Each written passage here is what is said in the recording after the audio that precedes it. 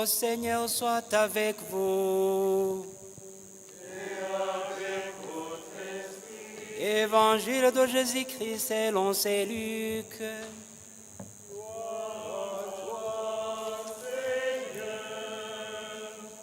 En ces jours-là, Marie se mit en route rapidement vers une ville de la montagne de Judée. Elle entra dans la maison de Zacharie et salua Élisabeth. Or, quand Élisabeth entendit la salutation de Marie, l'enfant tressaillit en elle. Alors Élisabeth fut remplie de l'Esprit Saint et s'écriant d'une voix forte, « Tu es bénie entre toutes les femmes, et le fruit de tes entrailles est béni. Comment ai-je ce bonheur que la mère de mon Seigneur vienne jusqu'à moi? Car lorsque j'ai entendu tes paroles de salutation, l'enfant a tressailli d'allégresse au-dedans de moi. Heureuse celle qui a cru à l'accomplissement des paroles qui lui firent dites de la part du Seigneur. » Marie dit alors, « Mon âme exalte le Seigneur, mon esprit exulte en Dieu mon Sauveur. Il s'est penché sur son humble servante. Désormais tous les âges me diront bienheureuse. Le puissant fit pour moi des merveilles, saint est son nom. Son amour s'étend d'âge en âge sur ceux qui le craignent. Déployant la force de son bras, il disperse les superbes. Il renverse les puissants de leur trône et élève les humbles. Il comble de bien les affamés, renvoie les riches les mains vides. Il relève Israël son serviteur et il se souvient de son amour, de la promesse faite à nos pères en faveur d'Abraham et de sa race à jamais. Marie demeura avec Élisabeth environ 3 mois, puis elle s'en retourna chez elle. Acclamons la parole de Dieu. Louange à toi, Seigneur Jésus.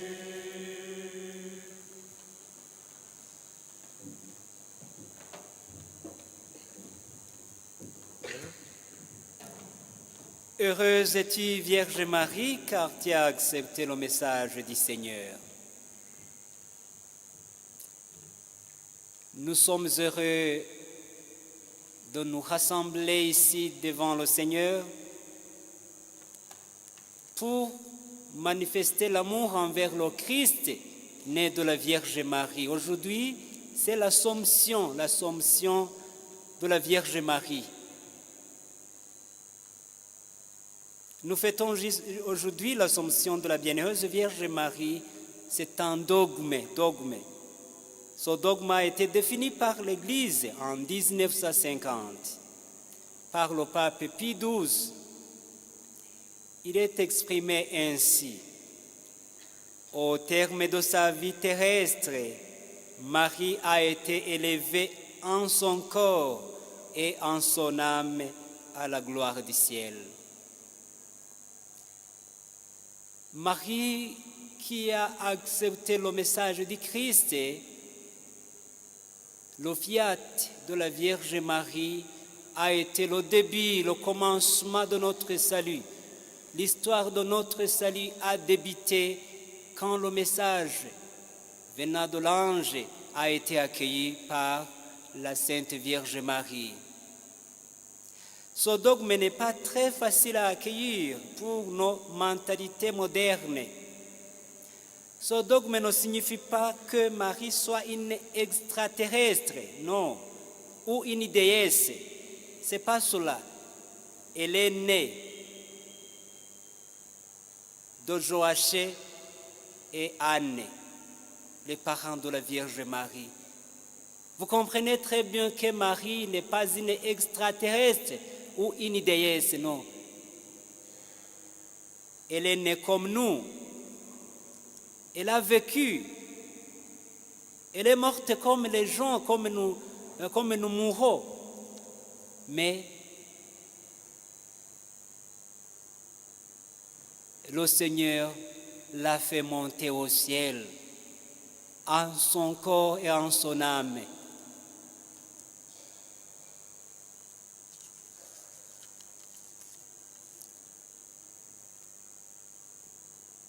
Bienheureuse celle qui a cru aux paroles qui lui furent dites de la part du Seigneur. Elle est bienheureuse. Marie est bienheureuse. Toutes les générations me diront bienheureuse. Quelles sont ces générations?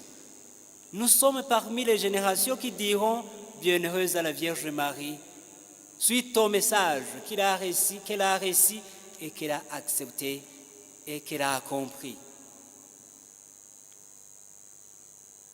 On peut dire que cette béatitude prononcée par Élisabeth est ce qui a illuminé toute sa vie. Marie a fait confiance à la parole de Dieu et elle est devenue la mère de son Fils, vocation unique et combien importante pour toute notre humanité.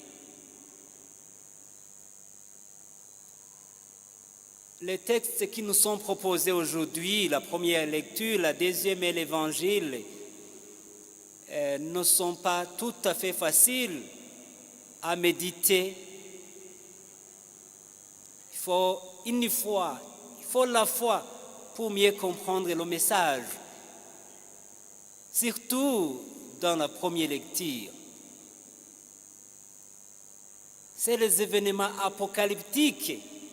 Une fois que nous sommes devant les événements apocalyptiques, il y a un langage qu'il faut discerner et qu'il faut cerner avec la foi.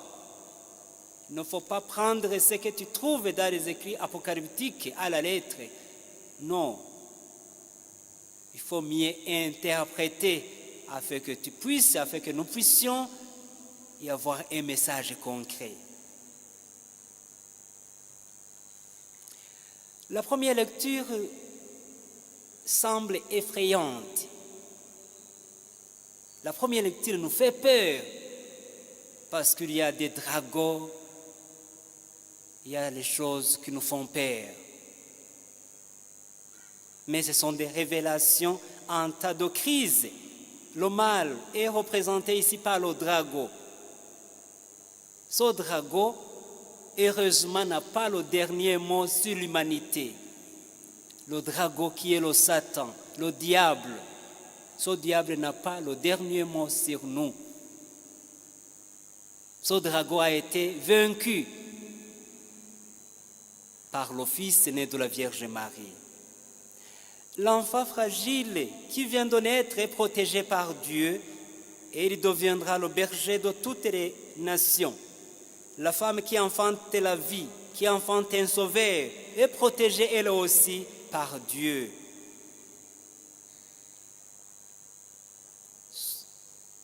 Cette figure de style nous montre quelque chose qu'on doit discerner, qu'on doit interpréter. C'était pendant les moments de tribulation, moments de persécution, et voilà, cela signifie l'Église qui est persécutée.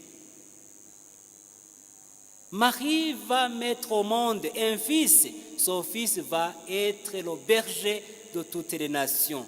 Jésus, le berger de toutes les nations de la terre.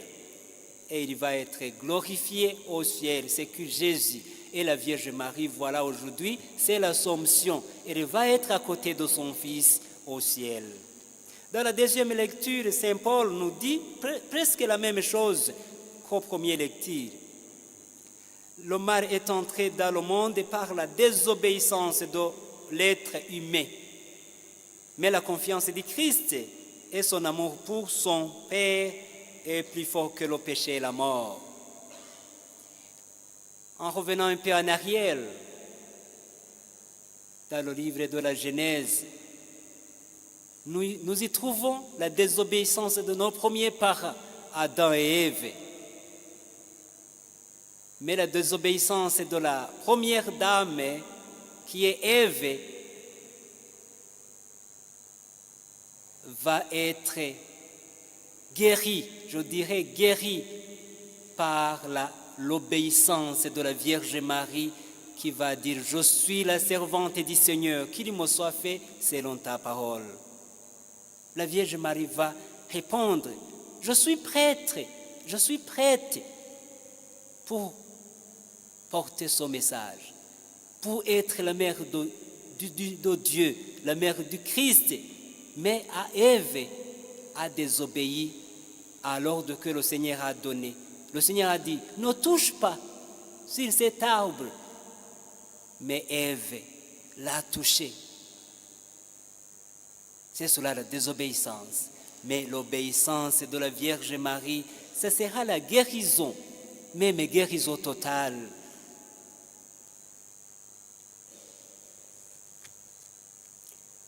L'évangile que nous venons d'entendre nous parle de Marie et Élisabeth. La rencontre qui provoque la joie, rencontre d'espérance. Marie et Élisabeth se rencontrent. Et les enfants qu'elle porte aussi se rencontrent. C'était Jean-Baptiste et Jésus.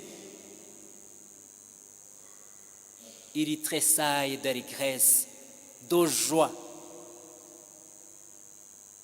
Parce que nous connaissons très bien que Jean-Baptiste est le précurseur du Seigneur. C'est lui qui vient pour préparer le chemin. Et Jésus va venir par après. Mais ces deux enfants se rencontrent, c'est la joie. Déjà jadis, David dansait devant l'arche de l'Alliance. L'Alliance, l'ancienne Alliance. La nouvelle alliance, c'est laquelle? C'est Marie. Parce que Marie a porté Jésus qui est la nouvelle alliance. Avec Marie, nous sommes invités à rendre grâce au Seigneur qui ne cesse d'accomplir des merveilles. Il accomplit des merveilles pour nous. Avec Marie, il n'y a pas de situation désespérée. Quand tout va mal, tournons vers Marie. Elle intercède comme elle a intercédé à Cana en Galilée. Pour cela, je vais revenir sur le sacrement matrimonial que nous allons célébrer tout à l'heure. I Cana mu Galileya, Bikira Mariya yavuganiye abari bafite ubukwe, abwira umwana we ati nta divayi bagifite. Umwana we kandi yagize icyo akora. Ibi hari icyo bishaka kutubwira. Birashaka kutubwira ko mu rugo rwacu rw'abashakanye igihe cyose tuzaba tubona urukundo rwacu ruri gukendera, tugomba kwiyambaza umubyeyi Bikira Mariya, umubyeyi Bikira Mariya akatuvuganira. Iyo divayi bavuga twayigereranya n'urukundo. Iyo imaze gushira ni ukuvuga ngo urukundo narwo mu muryango w'abashakanye ruba rukendera. Tugomba kwiyambaza uwo mubyeyi kugira ngo adusabire umwana we urwo rukundo rwogere mu muryango wacu. Ibigomba kuranga rero urugo rw'abashakanye navuga ko ari ibintu bitanu. Urugo rw'abashakanye rugomba kurangwa n'ubumwe. Ubumwe iyo rubuze mu rugo rw'abashakanye mu by'ukuri ntacyo muba mucyubakiyeho. Icya kabiri, ubudahemuka bugomba kuranga urugo rw'abashakanye. Icya gatatu, ubudatandukana kubana iteka ryose kugeza gupfa.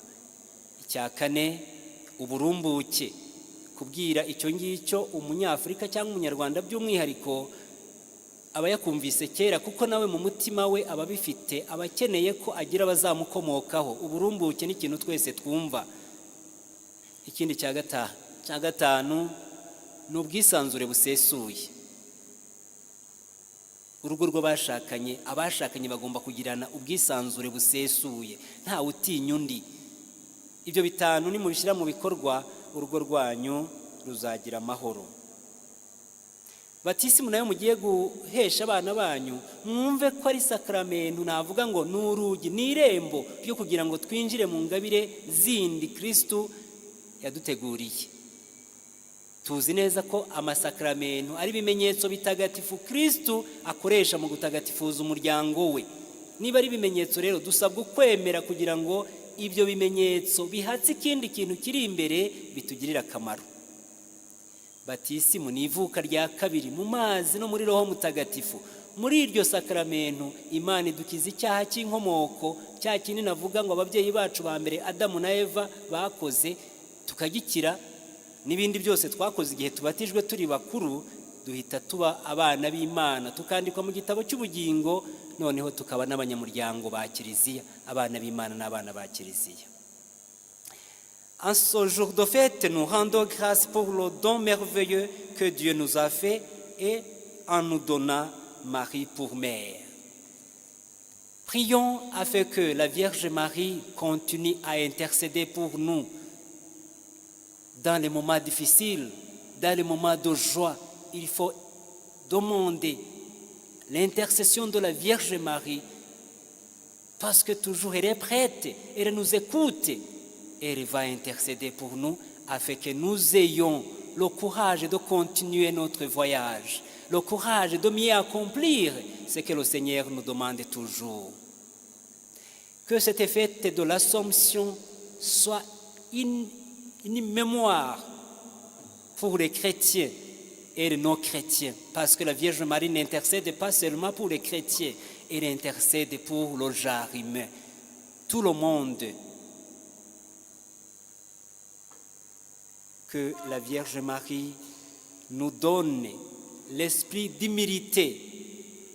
Dans le Magnificat, nous y trouvons l'esprit d'humilité qui a caractérisé la Vierge Marie.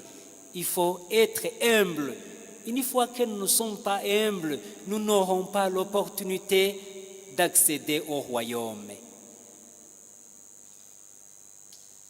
Sainte Marie, Mère de Dieu, priez pour nous.